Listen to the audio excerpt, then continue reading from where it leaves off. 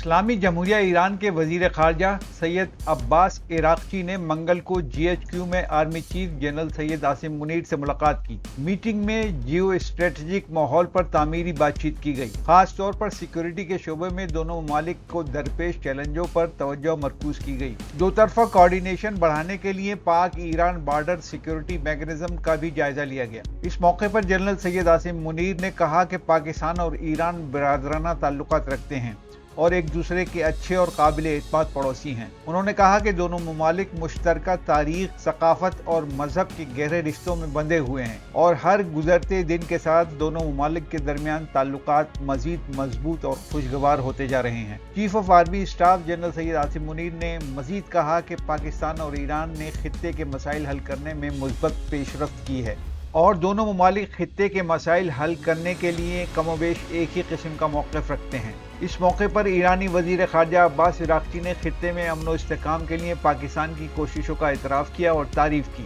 انہوں نے کہا کہ خطے میں امن و امان سب کے لیے بہتر ہے۔ انہوں نے مزید کہا کہ ایران خطے میں پائیدار امن کے قیام میں اپنا کردار ادا کرنے کے لیے ہر وقت تیار ہے۔ عباس عراقچی نے پاک فوج کی دفاعی صلاحیتوں کی تعریف کرتے ہوئے کہا کہ پاکستان کی فوج اور سیکورٹی فورسز نے ماضی میں بھی ایک ذمہ دار فوج ہونے کا ثبوت دیا ہے اور آج بھی پاکستانی مسلح افواج ذمہ داری کا مظاہرہ کر رہی ہیں۔ عباس عراقچی نے کہا کہ ایران خطے میں امن و استحکام کے لیے ہر قسم کا تعاون کرنے کے لیے تیار ہے۔ قبل ازیں جب ایرانی وزیر خارجہ عباس عراقچی GHQ پہنچے تو ان کا پرتپاک استقبال کیا گیا۔